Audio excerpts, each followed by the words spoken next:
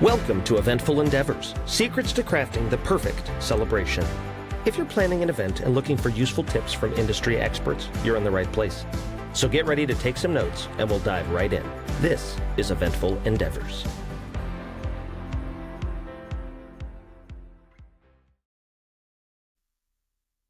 Hello. All right. Hello. So I'm excited. I love Lake of Isles. I've golfed there. I've been to Foxwoods, of course, many times. Sure. And it's a beautiful course. Yeah, it's so pretty right now too, because everything's starting to get really, really green. We have like the sunshine and all the spring weather. So I'm really, really excited to see what this year is going to bring with everything. Amazing. Honestly, it's the perfect weather this time of year where things are opening up. Yep. Starting to get into spring. Yes. It's starting to stay lighter later, which is amazing. Right. As soon as it hit daylight savings, it's like, oh, I know. It's like freedom almost. really, truly. Now, do you still golf at all, or do you dabble here and there? I dabble. I've never been a crazy golfer. Sure. But yeah, I do dabble. Nice. You'll have to come back out. I would love to. Yeah. Yeah, you're more than welcome anytime. Just let me know. Thank you. That would be great. It would be good to meet you in person. Likewise. So I just kind of wanted to talk about some wedding stuff in terms of some trends that you're seeing. What have been some just current hot trends that you're seeing with weddings? So the biggest one that I get this like year after year after year, and it's like almost like a constant trend, is signature drinks. And now what people are doing is signature drinks, but they're including it for their pet, like their dog or their cat and stuff like that, which I love. Like, I'm an animal person, so I love when I see a little drink stir with a little dog on it for their signature drink or something like that. So that is honestly the biggest trend, because not all places will allow you to have their four-legged friend as part of their ceremony or on property. And that's a big question of me too. And me being such an animal lover, it kills me to say they can't be a part of the ceremony. However, you can bring them here to do photos. We only allow like a certain amount of time, but we've had several people that do that, and it's great. And it's, it's part of their family. Dogs are part of their family at that point. So it's amazing at that. But I would say including the four-legged friends is the big one. We love the fur babies. Yes, I definitely do. I love when people, their entire family included, including the four-legged family members.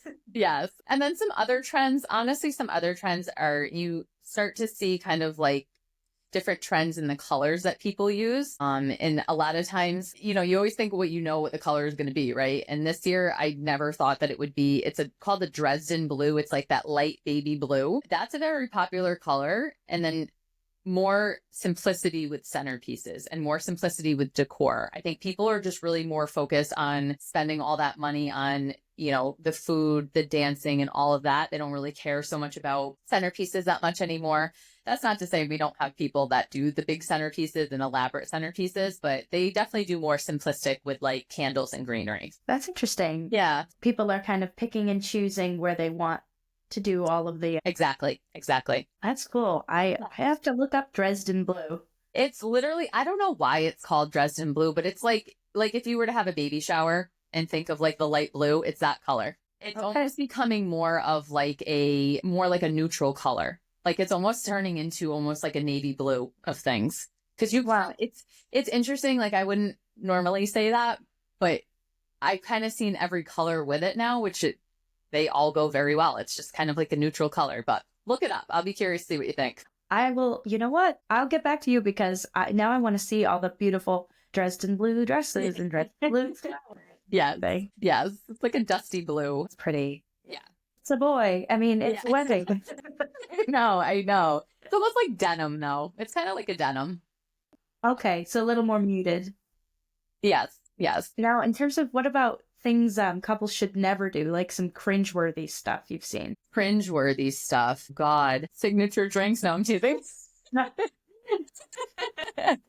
I think there is a thing of too much decor. Like, I do think they kind of need to hone it in on certain things. I don't think the trend of being simplistic is a bad trend, but when you start to have the weddings that come in and they do everything themselves, right? So last year, we had a U-Haul truck pull up, and they are able, our couples are able to bring their items in ahead of time, and we do a final appointment and we go over all the details. Well, this particular couple literally brought in a U-Haul, did all of their centerpieces, made all of their favors, and it was gorgeous.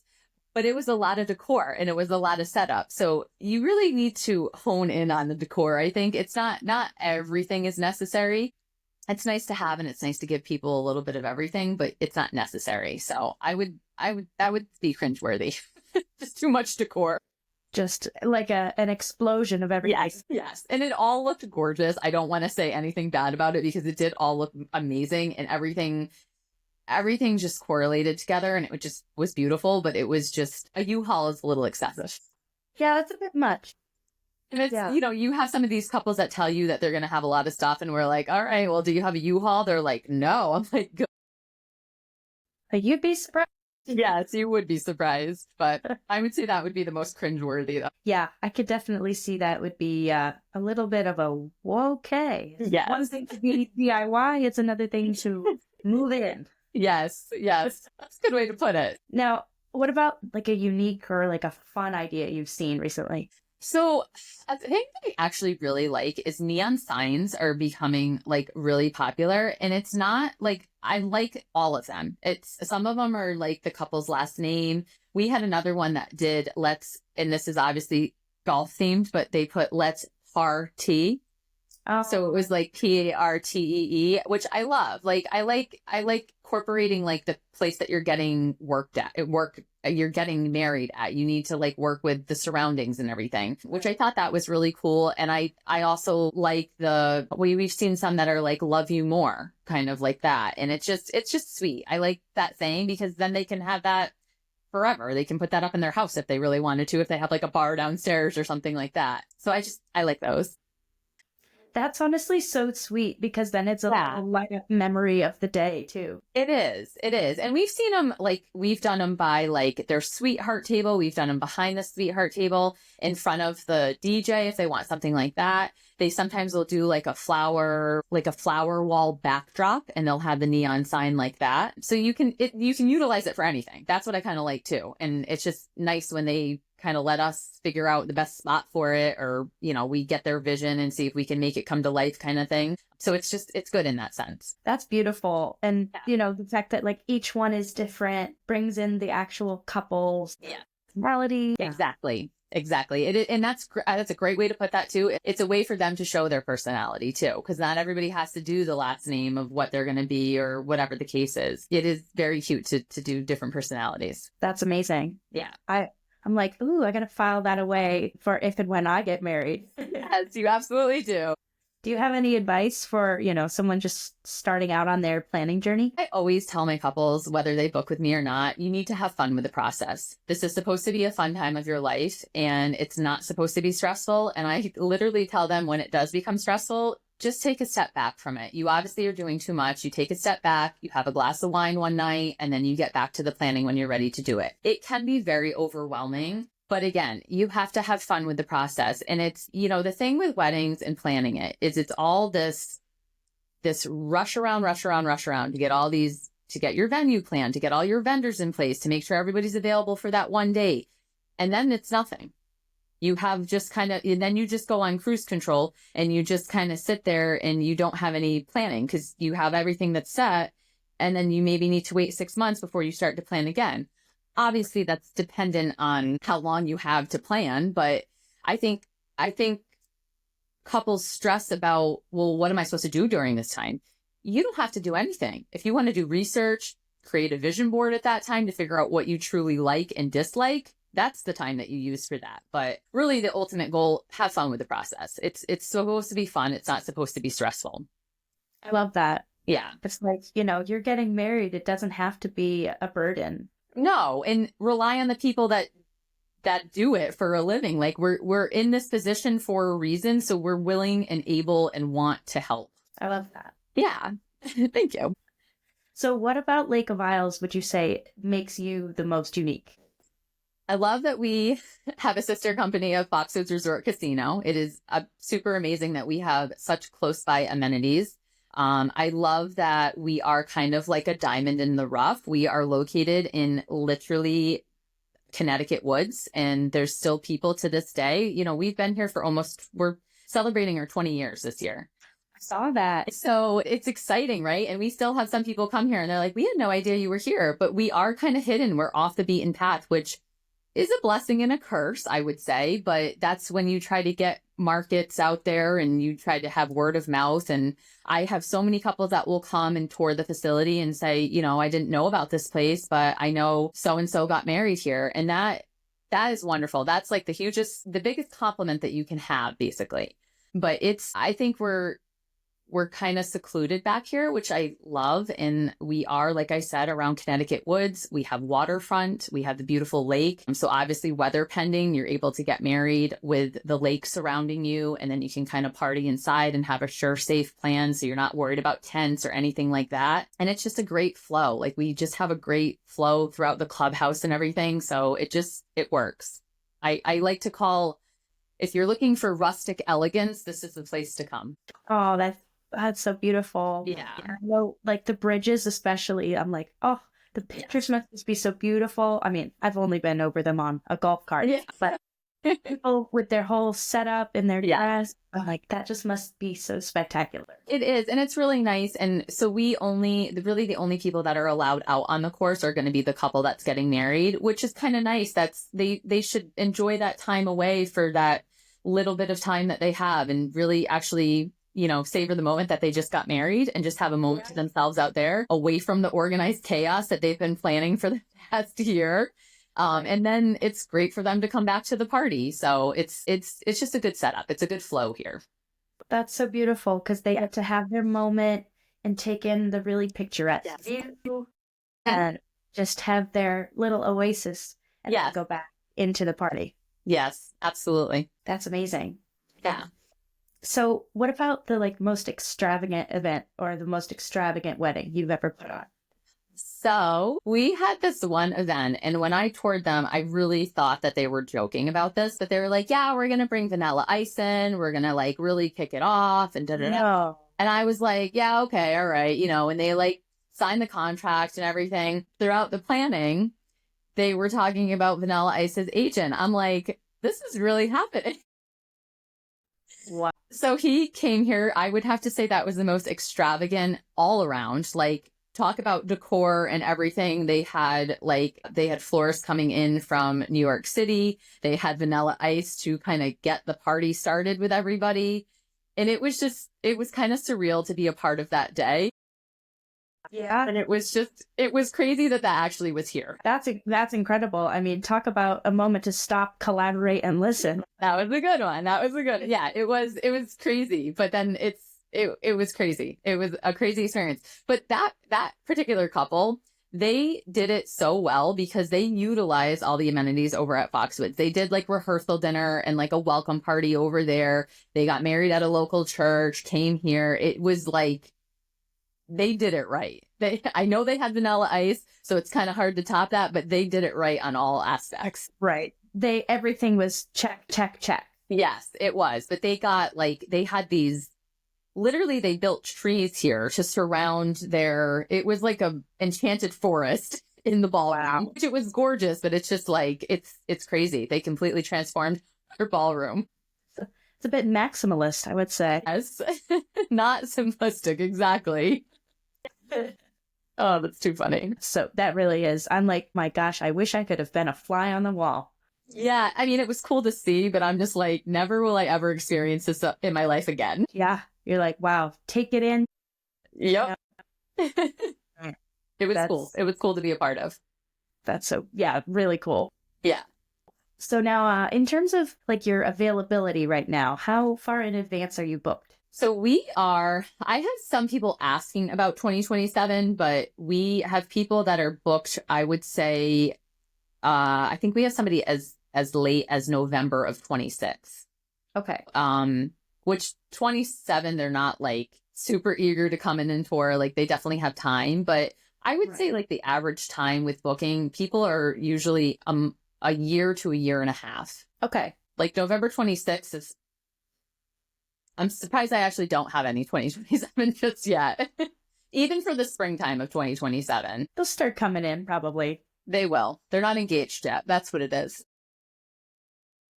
That'd do it. Yes. And now with guest count, in terms of flexibility, what is it like if there's, say, a change in the number of people who are coming? So we basically require counts only 9 days prior. So we have certain packages that have certain minimums, right? So if you don't hit that minimum, there's ways to make that up, and we can just add we add more food essentially. So we're making sure that they hit that number, but we're still giving them value for what they're paying for. There is flexibility in that. Once the contract is signed, there's flexibility with what you can do to that number. So we have, for the most part, people will pick the package that applies to them the most in terms of what they think they're going to have a guest count. And then we require their final count 9 days before they come in, which is super reasonable. I know a lot of places that do like a whole month. But we basically will work with them. And what's really great is that we utilize a larger banquet round table.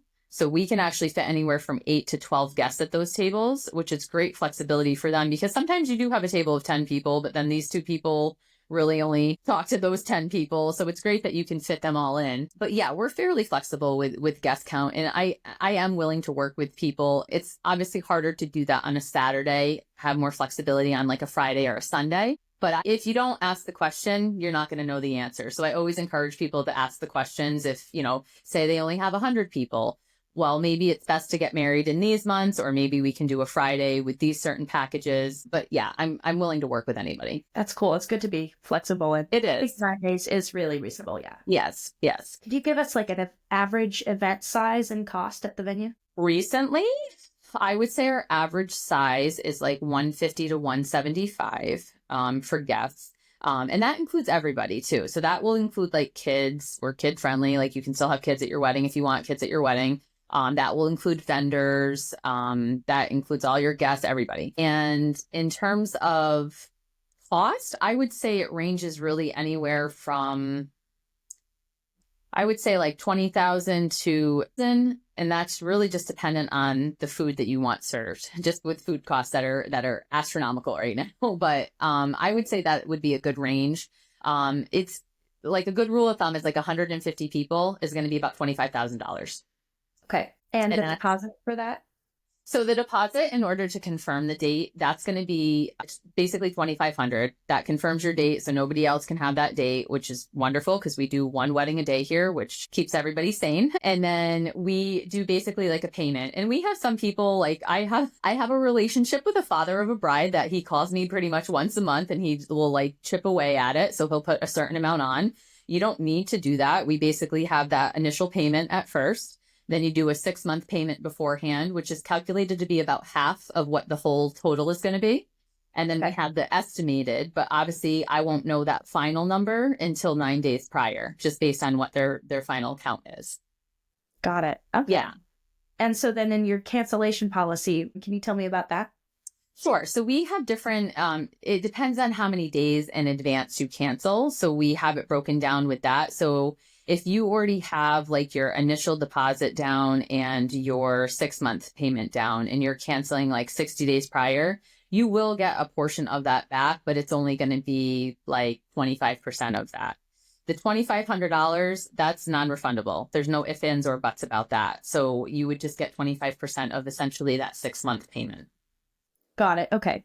We hope that people don't cancel, just because that doesn't usually, that doesn't mean anything great for the couple. But I definitely give options in terms of that. And we've had some people that are still going to get married, but they're just not ready to commit to that date and they want to cancel that date. And I am lenient and flexible to the point where what we say is postpone. So you basically take any deposit you have and you transfer that to another date, essentially. Now, that's not to say if you're getting married in 2026 and you don't think you're ready to get married in 2029, there's limitations on that. Right. So, I just work with each individual couple to kind of figure out what works best for them. That makes sense. Yeah.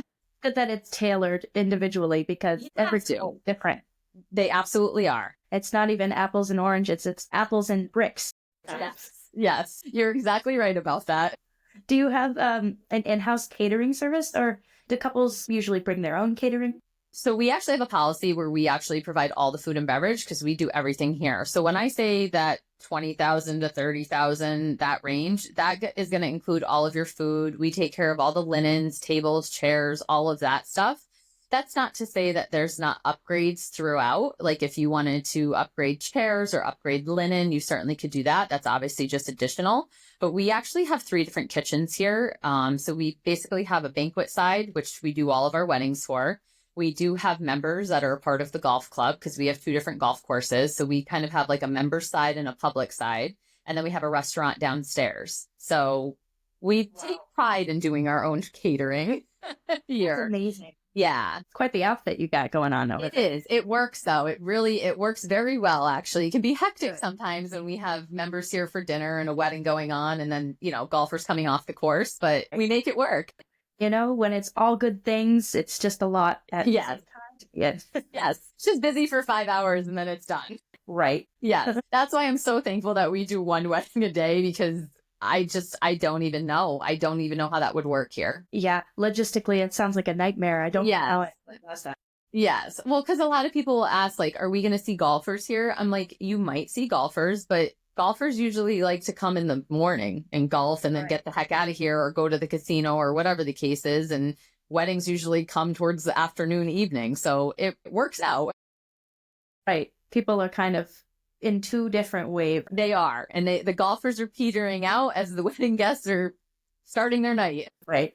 Do you have preferred venues that you recommend? Are couples required to use them?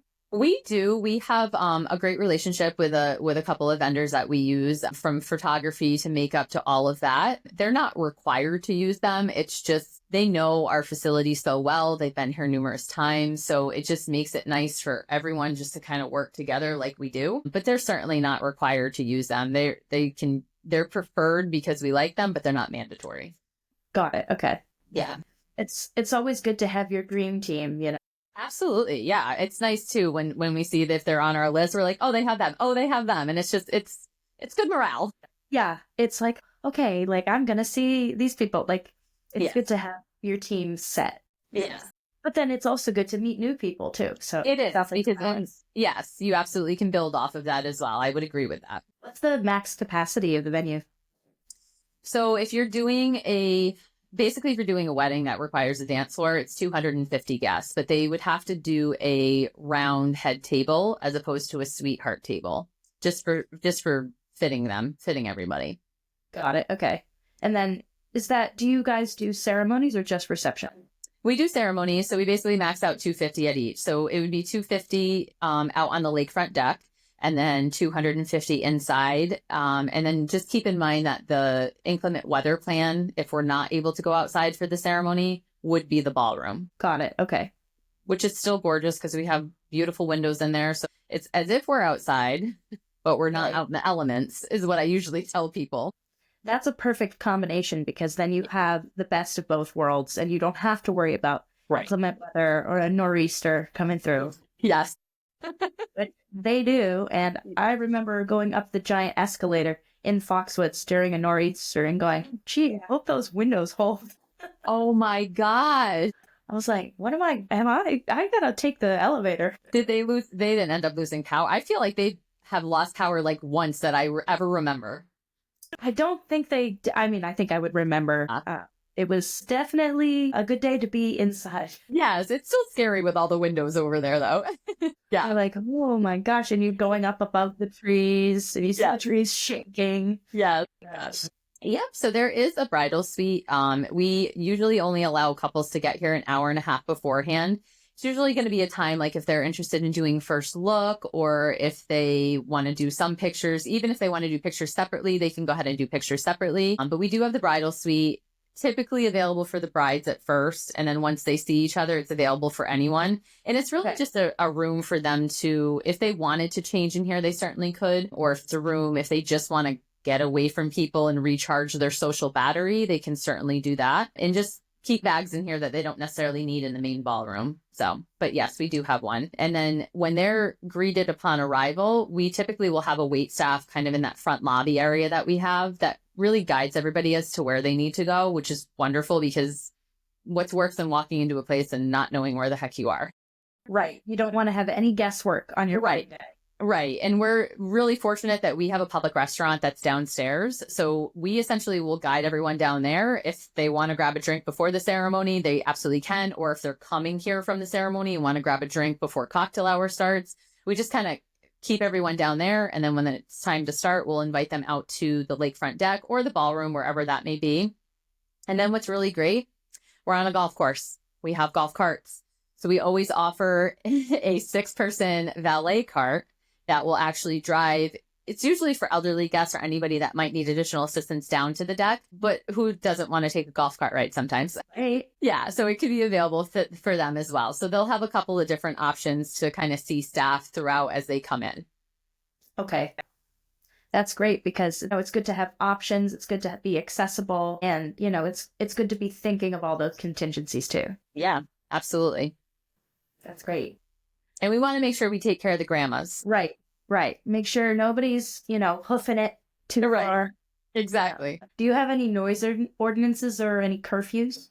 No noise ordinances, but we do have a curfew that we don't serve past midnight. So we like to tell our couples that you can essentially pick whatever 5 hours you want. Another restriction or things that we tell them to think about is you always want to make sure you know what check-in time is at the hotels. And then in terms of being outside, we won't schedule anything outside after sunset. We just don't want people kind of meandering around at night. So those are kind of the parameters. But honestly, in the summertime, a lot of people will pick the same time. It's usually going to be 5 or 5:30. So then they end, anywhere from 10, 10:30, 11. And then they can go across the street to Foxwoods and they can continue the party or do, a lot of times people will just kind of meet at a bar over there. Or they'll do their own thing. There's enough activities over there for them to do their own thing. That's great. Yeah. Such a good resource because, talk about an all-night party. Yes. No, it does not. It's wonderful. Now, for your parking, I've been there and seen you have pretty decent parking. Yeah. So you have, ample parking. Is it complimentary? It's complimentary, yes. We don't offer valet parking anymore. We do at a fee, but honestly, since COVID, it's just kind of petered out. But we do have ample parking. And again, people will go back to the golfers versus wedding guests, right? So it's kind of one hand washes the other. As the golfers are leaving, the wedding is coming in. And what's really great is if we have couples that have a room block that's set up over at Foxwoods, they will traditionally, upon availability, they traditionally would do a complimentary shuttle service, which means we would have even less pars here, which is kind of nice. And it's really nice more so at the end of the night to just have people get on that shuttle safely back to the casino. Got it. Okay. It's such a good option because then you have, you don't have to worry about even, forget the grandmas, anyone in heels. Yes, I know. Like us. Right.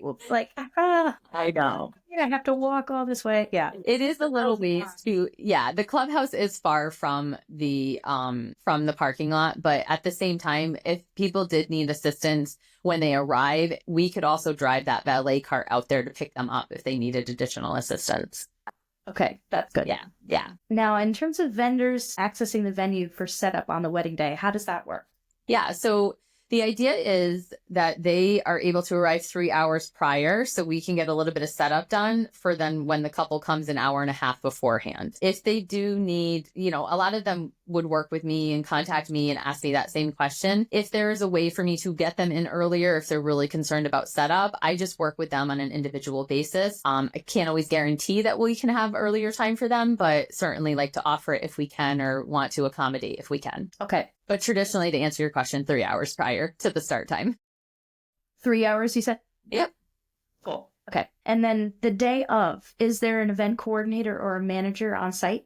There absolutely is. Yeah. It's banquet manager or a day of coordinator. That person basically, we have a couple of things. So they basically do all their planning with me. Day of, they'll have that coordinator to make sure that person stays on track and make sure they're where they're supposed to be when they are supposed to be. And then additionally, we will assign essentially a bridal attendant to the bride and groom or the couple of that day to make sure they're eating and drinking throughout the day. Person can get them drinks, or if cocktail hour has started, but they're still doing pictures, we can bring them some hors d'oeuvres. So we kind of take care of them. But yes, we do have a day of coordinator that kind of does all the setting up and planning, and again, make sure everything stays on schedule. That's great. Yeah. So for your guests and the couples, who's the main point of contact for the event? So I'm the main point of contact, but then once we have a final appointment with them, I kind of pass the baton to the day of coordinator, because that's the person that's going to be taking care of everything. But that actual day, I'm usually like the morning person. And if any like last minute details need to be taken care of, then I will take care of it. But that day of coordinator will take care of ceremony. If they had a rehearsal the day before, that person would be there for that. So they kind of, butt me out of the way and they take over. Okay. One hand washes the other again. Yes. Yes, exactly. You lead with the golfers. Yeah, exactly. I fade off into the sunset.